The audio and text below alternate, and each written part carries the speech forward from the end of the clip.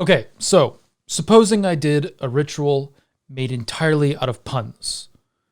I suppose at that point it would be called a witrual. That is so bad.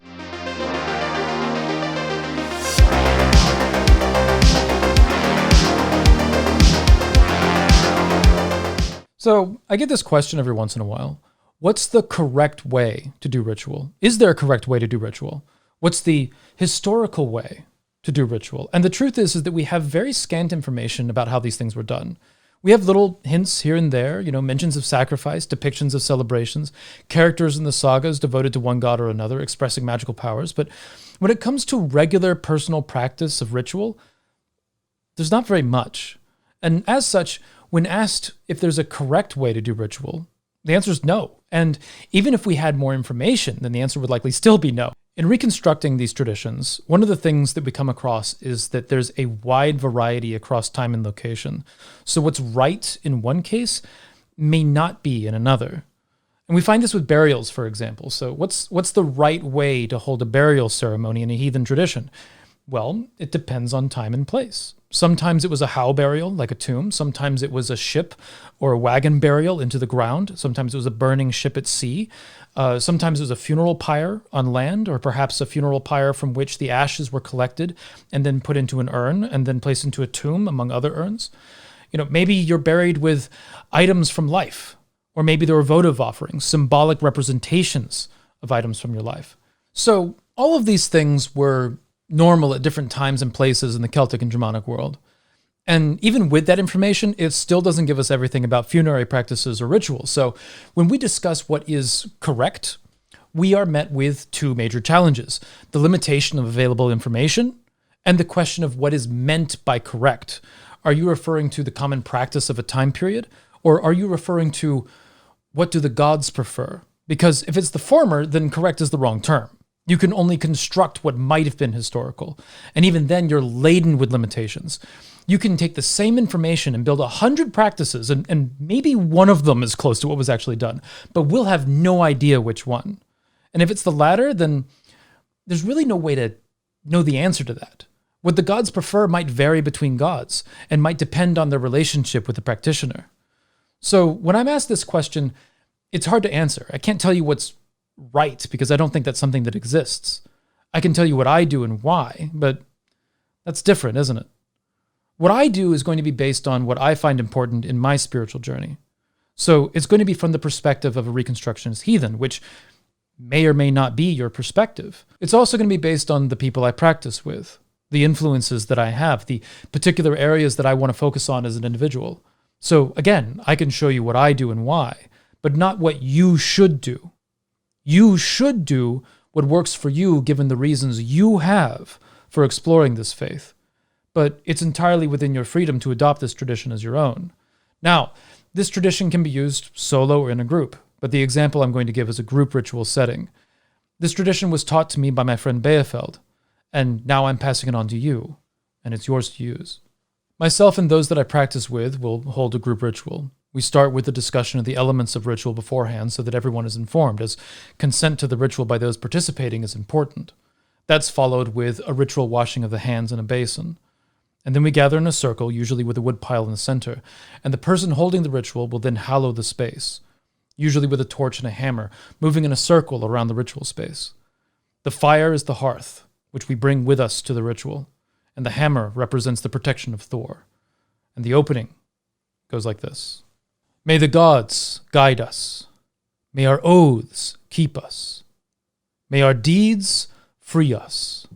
May our ancestors aid us always. May the gods banish from this land and wood all evil and wrong. Hallow this place, and shield this area from all baneful wights. Let the gods' blessings be over our heads. And then the fire is lit, and ritual commences. Now, you can change elements of this wording if you want, or you can keep the same wording. Some heathens might disagree with portions of it. So Beafeld borrowed the elements of this from a conversion-era Anglo-Saxon source called a leech book, a Christianized source with heathen influences, and he adapted it for a heathen polytheist framework. And this is part of how a Reconstructionist heathen approaches ritual. Given the limited availability of information, we search around for clues and then build traditions out of those clues. So maybe you want to build an opening prayer like this and base it on a Norse skaldic poem, or you want to pull a moment from the Eddas and sagas and construct something entirely new. Both of these would be entirely reasonable approaches. The purpose of this statement is to perform a hallowing, creating a sacred space and giving an invitation to the gods as you are offering a gift. Importantly, I use the word invite. Summoning is a word that is sometimes used here, but it's not the word I would use. Summoning to me implies that you have some kind of control over the gods. The word invite respects their agency that is distinct from yours. Something to consider in polytheism is that the gods have minds of their own. Their agency is independent from ours. As polytheists, we recognize them as beyond us, and the point of ritual and offering is to establish reciprocity with them.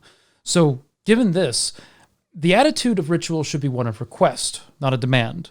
The gods are under no onus to answer you, but as we understand the gods, many of them are interested in our affairs. So, when we invite them, we pique their interest.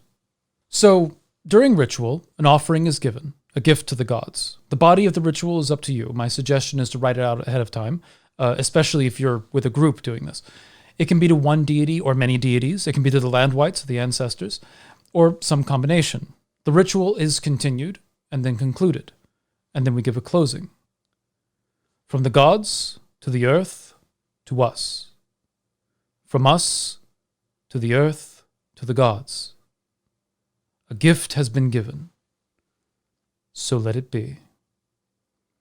So Beefeld taught me this closing, but he learned a version of it from someone else who learned it from someone else. It's been through many hands, and now it's here, and with good reason. It sums up many important parts of the purpose of ritual. This closing describes the sense of reciprocity, of the gifting cycle between us and the gods. We receive many of the gifts of the gods through the earth, most notably in history through harvest, which in turn feeds the community. When we give back to the gods, offerings will be carried away in smoke as they're burned, or drift away as deposited in water, or disposed of in some other way. But through the earth, these offerings reach the gods. The purpose of ritual can be summed up as the giving of a gift. So after stating the journey of the gifts, we simply state what has been done. A gift has been given. It's as simple as that. And from there, the effects of ritual are beyond our control. We're simply along for the ride. So let it be. I've left the text of the opening and closing of this ritual in the description, so feel free to adopt them into your own rituals or use the method described in this video for finding your own. The reason why making this video is so that this method is accessible to you, and that way you can use parts of it to develop your own ritual. But with that, hail to my patrons for making this content possible. It's good to have people at your back. Hit that subscribe button and I guess make an offering to the bell to see more of these videos. So let it be. And remember, to find a way or make one.